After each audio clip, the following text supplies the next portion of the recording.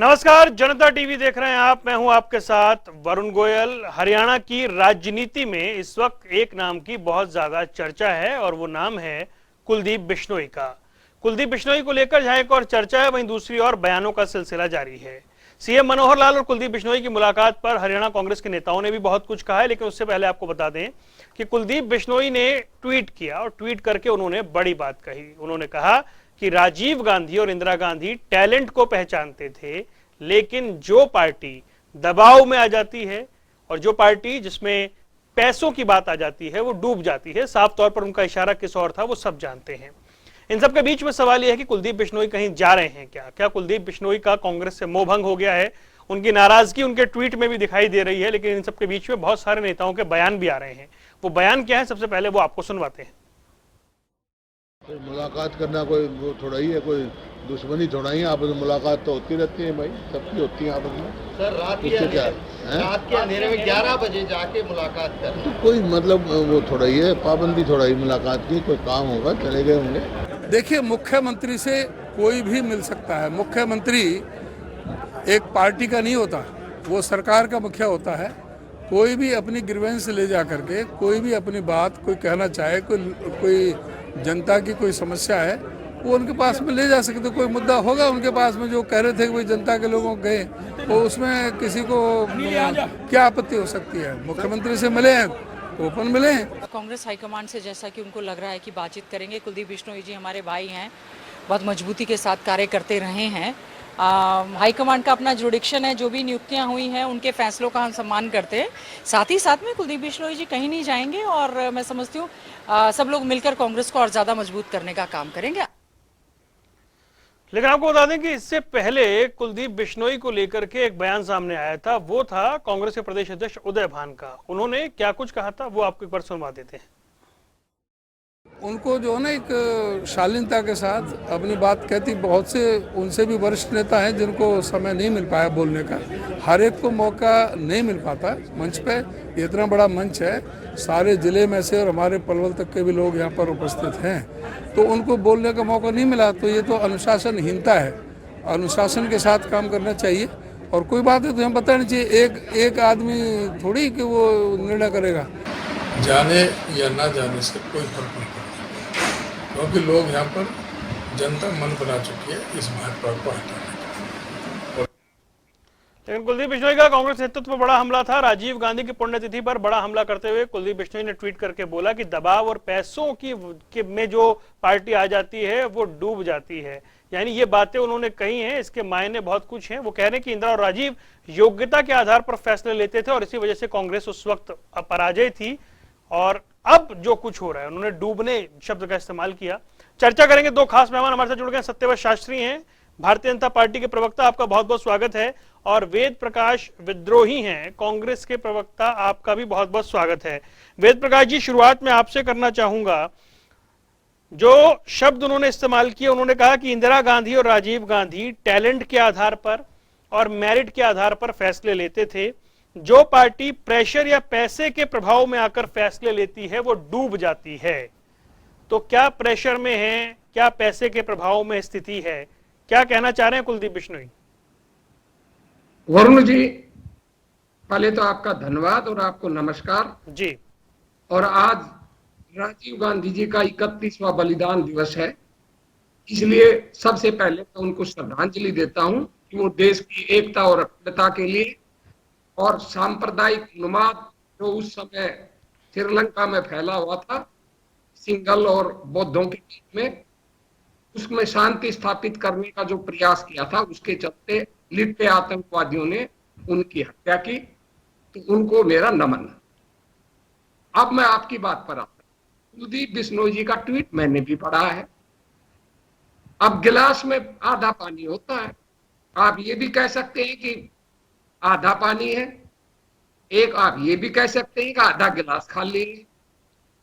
कुलदीप जी ने कहा है कि इंदिरा जी और राजीव जी के जमाने में फैसले दृढ़ता से होते थे और उससे पार्टी मजबूत थी। तो हो सकता है उनका राजीव गांधी जी को श्रद्धांजलि देने के लिए कहा गया है वक्तव्य हो। साथ में उन्होंने कहा कि वे पैसों और दबाव में जो फैसले लिए जाते हैं वो पार्टी डूब जाती है। तो आप इसका ये भी अर्थ लगा सकते हैं कि ये वक्तव्य आज की राजनीतिक परिस्थितियों पर दिया गया हो, कांग्रेस पर ना हो।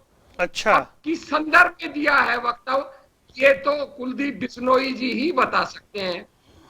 अब कुलदीप बिश्नोई जी, आपको याद होगा, संदर्भ में आपने एक कड़ी छोड़ दी, उसी संदर्भ में विद्रोही जी आपने कड़ी छोड़ दी।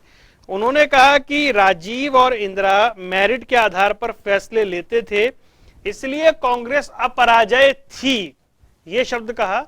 उसके बाद कंटिन्यूएशन में ना, बात तो खत्म नहीं हो गई, लेकिन जो पार्टी प्रेशर या पैसे के प्रभाव में फैसले लेती है वो डूब जाती है। अब ये जिस पार्टी के लिए वो कह रहे हैं कि वो इसीलिए पराजय थी, अब आप कह दीजिए नहीं वो तो किसी और संदर्भ में था, तो वो आनंद तो लेने वाली बात हो सकती है। मैं आपकी बात से सहमत हूं जी, इसीलिए मैंने कहा कि इसके दोनों अर्थ निकलते हैं। मैं आपकी बात को काट नहीं रहा, इसके दोनों अर्थ निकलते हैं। हो सकता है कुलदीप जी 2013-14 का घटना चक्कर कह रहे हो, क्योंकि भारतीय जनता पार्टी ने 2013-14 में उनको मुख्यमंत्री पद का उम्मीदवार घोषित किया था।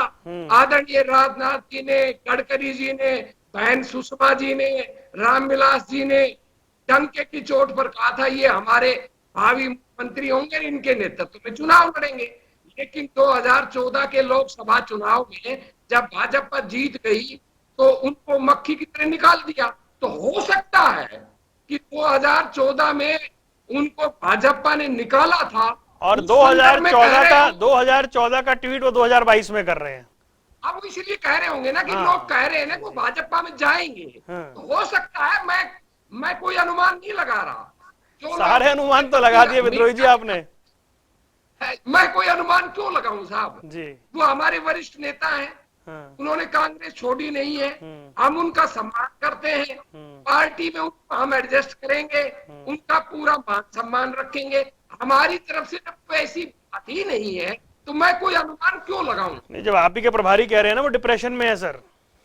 अब उन्होंने ये कहा होगा कि देखिए राजनीति में महत्वाकांक्षाएं होती, हर व्यक्ति चाहता है कि उसको मुख्यमंत्री बनाया जाए, उसको पार्टी का प्रदेश अध्यक्ष बनाया जाए, पर कई बार राजनीतिक परिस्थितियां ऐसी होती हैं कि चाहकर भी आप नहीं बना पाते। उसी का तो वो जिक्र कर रहे हैं ना, दबाव का, वही तो उसी प्रेशर का तो जिक्र कर रहे हैं वो। उस समय अवसाद की बात का जवाब कह रहा हूं, अवसाद का।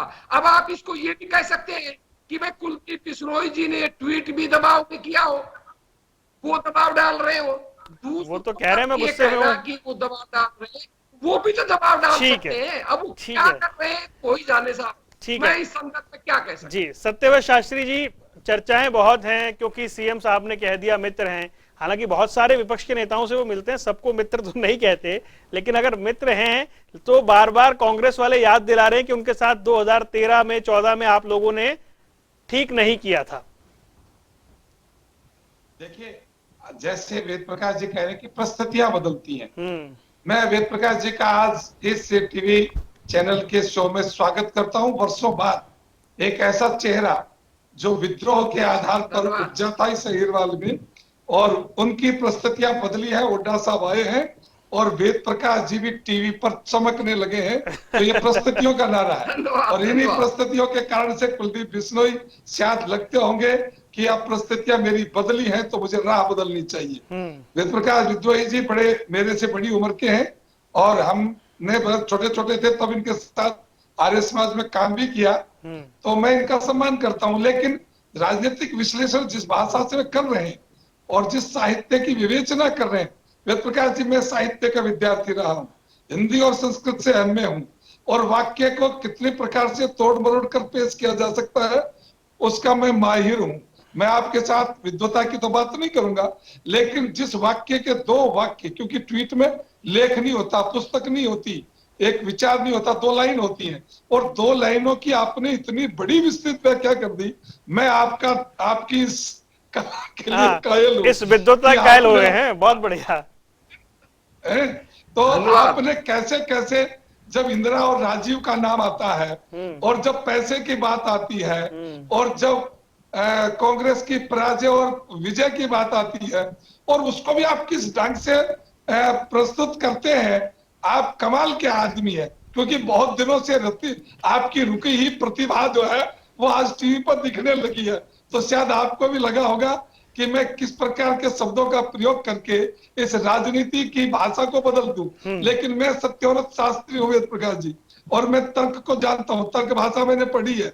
आप इस वाक्य से कहीं भी 13-14 में नहीं जा सकते, और आप इसको नहीं जा सकते पुराने उस वक्त में। आज इस ट्वीट को आजीव के परिप्रेक्ष्य में देखना होगा, वर्तमान परिप्रेक्ष्य में देखना होगा, और इस परिप्रेक्ष्य में देखना होगा कि जिस प्रकार से राहुल गांधी ने हेमंत बिस्वा को समय नहीं दिया, जिस प्रकार से आपने गुजरात के उस युवा हार्दिक पटेल को समय नहीं दिया, जिस प्रकार से आपने मुख्यमंत्री को समय नहीं दिया, तवज्जो नहीं दी, उसी श्रेणी में सुनील जाखड़ को तवज्जो नहीं दी, उसी श्रेणी में संगठन की क्या बात करते हैं आप। अध्यक्ष बनना न बनना ये क्योंकि एक ही बनेगा, लेकिन पार्टी के नेताओं के प्रति आपका दृष्टिकोण क्या है, आपका केंद्रीय नेतृत्व किस प्रकार की अपंगता से ग्रस्त है। जिस प्रकार से वो एक के दबाव में, उसने शब्द ठीक कहा कि यदि हुड्डा जी को उन्होंने इतनी तवज्जो देकर अध्यक्ष पद दे दिए, तो उनको सामंजस्य बैठाने के लिए कुलदीप बिश्नोई को भी बैठाना चाहिए। ये एक राजनीतिक विचारधारा और संगठनात्मक गति को देने की बात मैं कह रहा हूं। इसलिए यदि कोई भी व्यक्ति आज अपने संगठनात्मक ढांचे में, क्योंकि सरकार में तो नहीं है ना, वो संगठनात्मक ढांचे को ठीक से व्यवस्थित नहीं कर पा रहे, वो देश को कैसे व्यवस्थित करेंगे।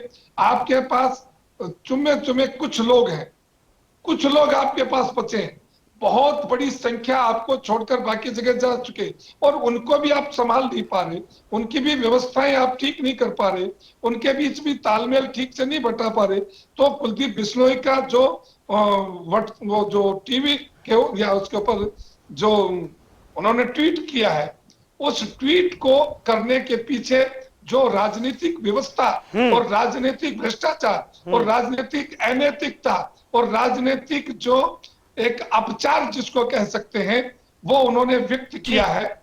और इसीलिए मैं कहता हूं कि विद्रोही जी आप कितने चुपड़ी बातें करें, लेकिन कुलदीप बिश्नोई ने जो कहा है वो आंतरिक कलह की एक वो दशा का वर्णन किया है, जिसके लिए आज कांग्रेस को जाना और पहचाना जा रहा है। और उसमें फिर वापस हरियाणा कांग्रेस कर देते हैं। हरियाणा कांग्रेस का आंतरिक कलह बार बार सामने आता रहा, पहले भी बहुत कांग्रेस कहती रही सब ठीक है, ऑल इज वेल, लेकिन चीजें निकलती रही। आऊंगा सर, 1 मिनट वापस आऊंगा, नहीं लौटूंगा शास्त्री साहब, आपके पास आऊंगा, आज आपके पास कहने के लिए बहुत कुछ है। लेकिन विद्रोही जी, मैं ये जानना चाह रहा हूं कि अगर ऐसा ट्वीट हो रहा है और अजय यादव कह रहे हैं कि उनको धैर्य रखना चाहिए, गीता भुक्कल कह रही हैं वो हमारे भाई हैं, कहीं नहीं जाएंगे, पहले एक बयान आया था कि किसी के जाने से फर्क नहीं पड़ता है, अलग अलग तरह के बयान कयास आपके यहां भी चल रहे हैं, लेकिन मामले का समाधान होता हुआ नहीं दिख रहा है। देखिए वरुण जी, मामले का समाधान भी होगा, और मुझे नहीं लगता कुलदीप बिश्नोई जी कहीं जाएंगे। और जहां तक मैं शास्त्री जी की, हमारे मित्र हैं, हमारे क्षेत्र के हैं, और हमारे प्रति स्नेह भी रखते हैं, क्योंकि हम इनसे सीनियर हैं। जब हम राजनीति करते थे, जो पढ़ते थे, बच्चे थे, तो हमारा भी इनके प्रति स्नेह है। जहां तक राहुल गांधी जी नहीं मिले, इन्होंने कुछ नाम गिनाए। देखिए, जब व्यक्ति कोई भी राजनेता हो, वो जानता है कि ये लोग पर्दे के पीछे भाजपा में जाने की लॉबी कर रहे हैं, सौदा कर रहे हैं। तो कांग्रेस में राहुल गांधी ने जो तय कर रखा, वो खुलेआम कह रहे हैं, जो भाजपा से प्रत्यक्ष अप्रत्यक्ष पर्दे के पीछे सौदा करेगा, हम उससे कोई बात नहीं करेंगे। उसे जाना है चला जाए, हमें कितना ही नुकसान हो जाए, हम विचार की लड़ाई लड़ेंगे। हार्दिक पटेल जी विगत 6 महीनों से इनसे सौदा कर रहे थे, हेमंत बिस्वा शर्मा जी से सौदा कर रहे थे, सुनील जाखड़, आरपीएन सिंह, दीपक प्रसाद इनसे सौदा कर रहे थे। 6 महीने से अपने माधवराव ज्योतिराज सिंधिया सौदा करते थे। अब सुष्मिता देव, अशोक तंवर, देव तो हाँ, वो सभी चौधरी वीरेंद्र सिंह, राव इंद्रजीत, धर्मवीर, नाम लेते जाइए सर, चर्चा खत्म हो जाएगी आज।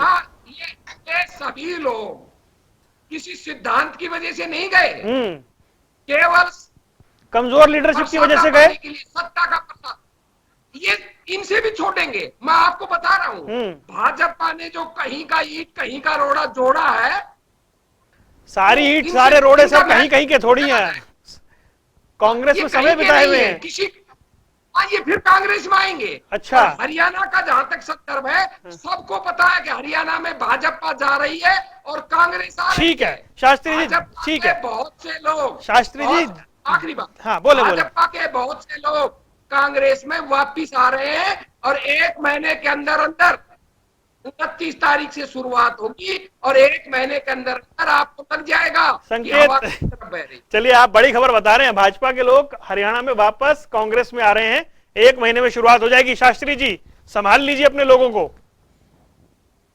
देखिए, संभालना उनको होता है जो बालक होते हैं या जो आदमी अपनी अव्यवस्था के शिकार होते हैं।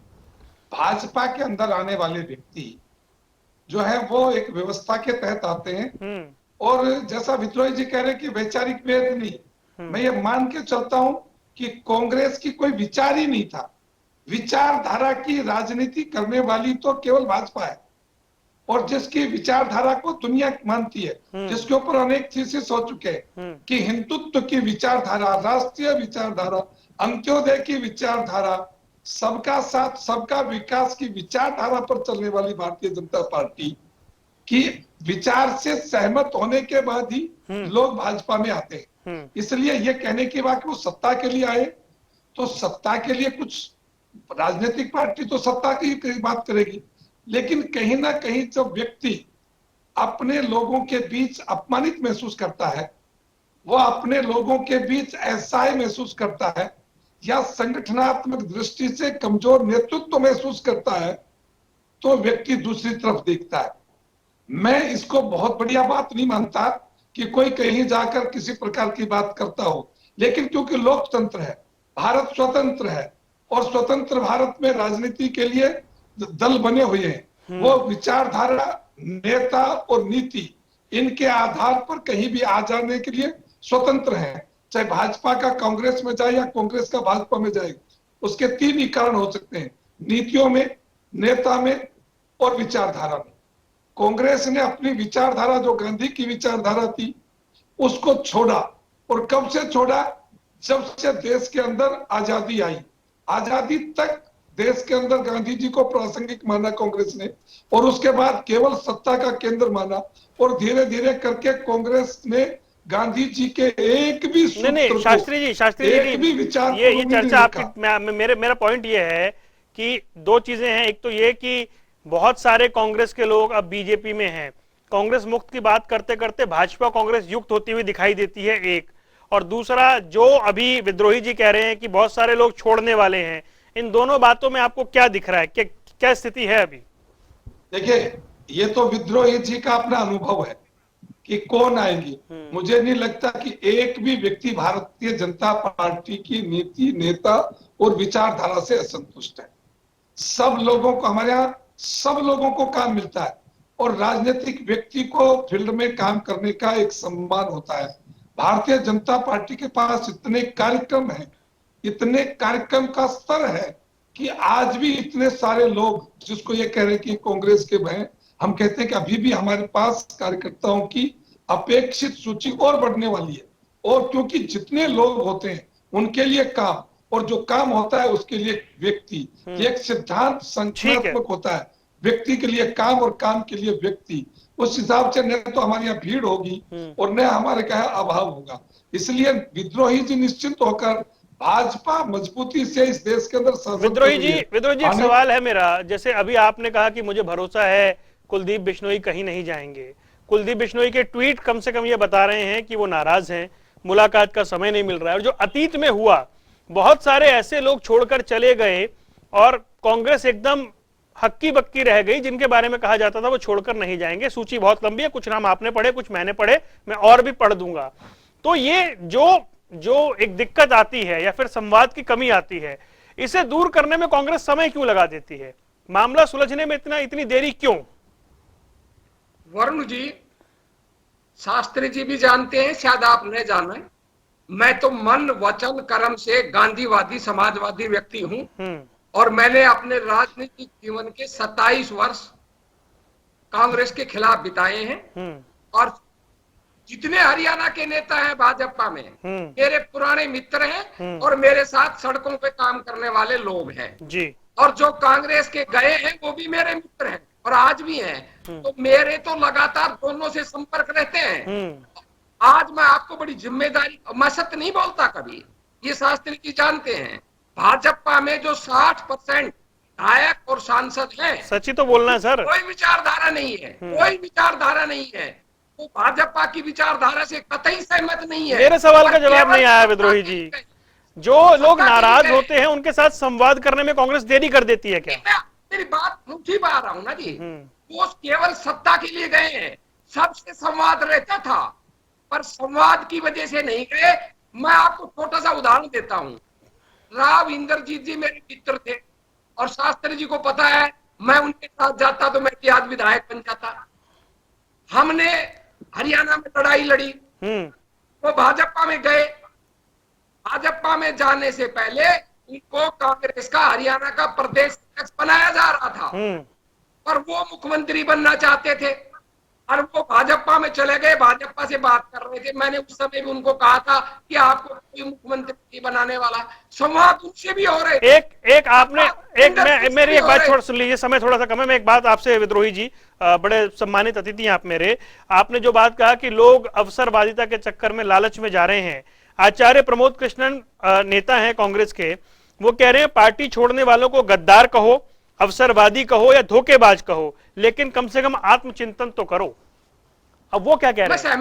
मैं सहमत हूं इस बात से। मेरा कोई मतभेद नहीं है कि पार्टी में संवाद बना रहना चाहिए, आत्मचिंतन करते रहना चाहिए और एक दूसरे के प्रति दुराग्रह ना हो और वैचारिक मतभेद होते हुए भी चाहे भाजपा हो चाहे कांग्रेस हो आपस में समन्वय बना रहे। पर आज की जो राजनीति जैसी भाजपा ने बना दी है, विशेषकर मोदी जी के आने के बाद आपस में समन्वय खत्म हो चुका है और दुश्मनी थी। इससे पहले तो दुश्मनी नहीं थी, सत्ता पहले भी बदली है। कांग्रेस की भी 10 साल राज रहा पर कभी अडवाणी के साथ दुश्मनीपूर्ण व्यवहार पाओ तो पूछ लो, आप कभी नहीं रहा। वाजपेयी जी की भी सत्ता रही है, वाजपेयी जी का कांग्रेस के प्रति दुश्मनापूर्ण व्यवहार रहा, ऐसा तो नहीं है। अब क्योंकि ये ऐसे लोगों की सत्ता हुई, संघ की जिन्होंने बात की थी जब आजादी की लड़ाई लड़ रहे थे, शास्त्री जी चर्चा कर इसलिए कर रहा हूं, देश आजादी की लड़ाई लड़ रहा था, ये अंग्रेजों की मुखबिरी और दलाली कर रहे थे। शास्त्री जवाब दे दीजिए, समय थोड़ा कम है मेरे पास। कैसी बातें कर रहे हो विद्रोही जी, कैसी बातें कर रहे हो? एरा खत्म हो गया, संघ का आ गया और जी शास्त्री जी बोले, फिर समय कम है मेरे पास।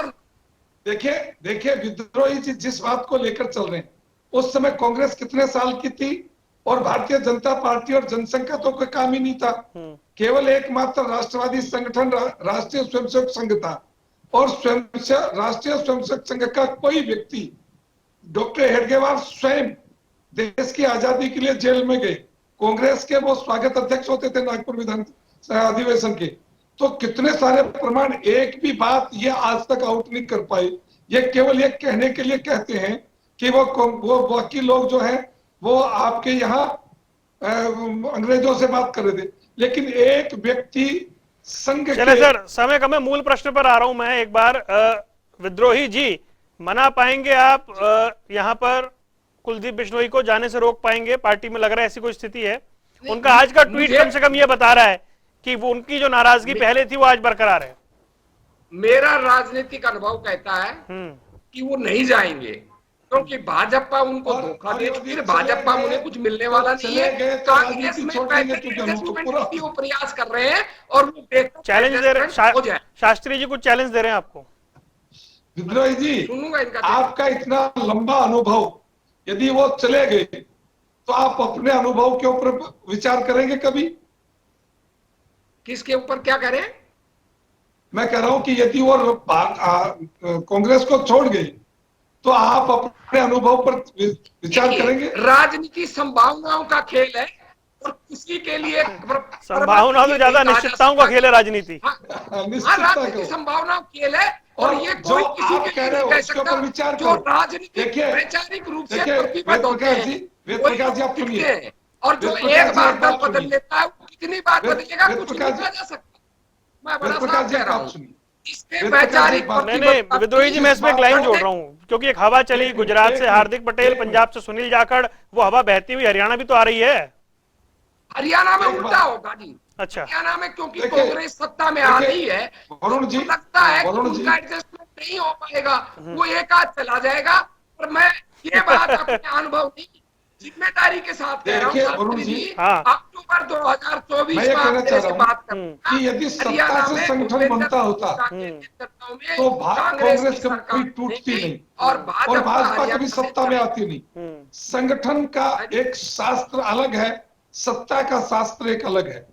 संगठन के आधार पर सत्ता आती है, सत्ता के आधार पर संगठन नहीं बनता। यह विचार जिस दिन कांग्रेस को समझ में आ जाएगा, क्योंकि यदि सत्ता से संगठन बनता तो कांग्रेस खत्म नहीं होती। संगठन के बीच तालमेल तो जरूरी है ना सर। ये जब लोन लालच की बात है तो आपके अंदर क्यों नहीं वो ताकत आपके नेतृत्व में कि सत्ता के अभाव में जब भारतीय जनता पार्टी 50 साल नहीं। चलिए सर, आप दोनों मेहमान जुड़े, बड़ा अच्छा लगा। वेद प्रकाश विद्रोही जी और सत्यव्रत शास्त्री जी, समय की कमी है, माफी चाहता हूं सर, समय की मेरे पास कमी है, लेकिन आप दोनों जुड़े और चर्चा इस लिहाज से बड़ी महत्वपूर्ण है कि हरियाणा में कुलदीप बिश्नोई क्या कुछ करने वाले हैं, क्या कुछ उनकी इच्छा है, क्या उनके मन में है, और जो बयान आ रहे हैं, जो उनका ट्वीट आ रहा है, उसके बीच ऐसा लग रहा है कि जो आशंका की बात हो रही है, जिस अनिश्चितता की बात हो रही है, उसके बादल फिलहाल मंडराते हुए दिखाई दे रहे हैं। इस खास पेशकश में इतना ही। जनता टीवी पर खबरों का सिलसिला लगातार जारी है।